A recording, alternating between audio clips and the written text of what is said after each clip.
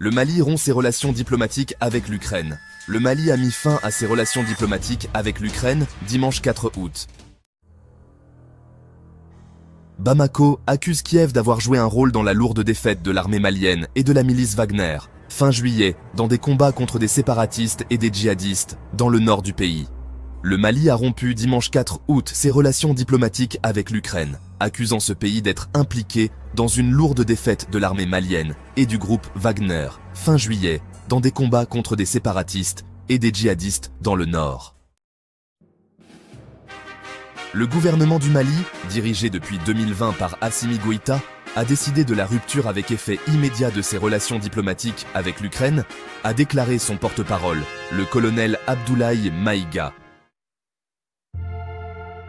Les séparatistes et les djihadistes ont affirmé avoir tué des dizaines de membres du groupe paramilitaire russe Wagner et de soldats maliens lors de combats à Tinzaouaten, à la frontière algérienne, dans l'extrême nord-est du pays.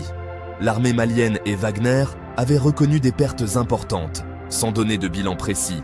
Cette défaite est la plus lourde subie en une bataille par le groupe Wagner en Afrique, s'accordent les analystes. Le gouvernement du Mali a pris connaissance, avec une profonde stupeur, des propos subversifs par lesquels Andriy Youssov, porte-parole de l'agence ukrainienne de renseignement militaire, a avoué l'implication de l'Ukraine dans une attaque lâche, traître et barbare de groupes armés terroristes ayant entraîné la mort d'éléments des forces de défense et de sécurité maliennes, dénonce Abdoulaye Maïga dans le communiqué. Le fait que les rebelles aient reçu les données nécessaires qui leur ont permis de mener à bien une opération contre les criminels de guerre russes a déjà été observé par le monde entier. Bien entendu, nous ne divulguerons pas les détails. Plus d'informations à venir ici aussi, avait déclaré lundi Andriy Youssov à la télévision ukrainienne. Une vidéo qu'avait relayée l'ambassadeur ukrainien au Sénégal. Rapprochement avec la Russie, le gouvernement malien juge que ces actes violant la souveraineté du Mali dépassent le cadre de l'ingérence étrangère et constituent un soutien au terrorisme international. Il va saisir les autorités judiciaires compétentes, prendre les mesures nécessaires pour prévenir toute déstabilisation du Mali à partir d'États africains, notamment à partir d'ambassades ukrainiennes installées dans la sous-région avec des terroristes déguisés en diplomates, a dit Abdoulaye Maïga. Samedi, les nouvelles autorités sénégalaises avaient indiqué avoir convoqué l'ambassadeur d'Ukraine à Dakar pour avoir publié une vidéo de soutien aux récentes attaques meurtrières contre l'armée malienne et ses alliés russes.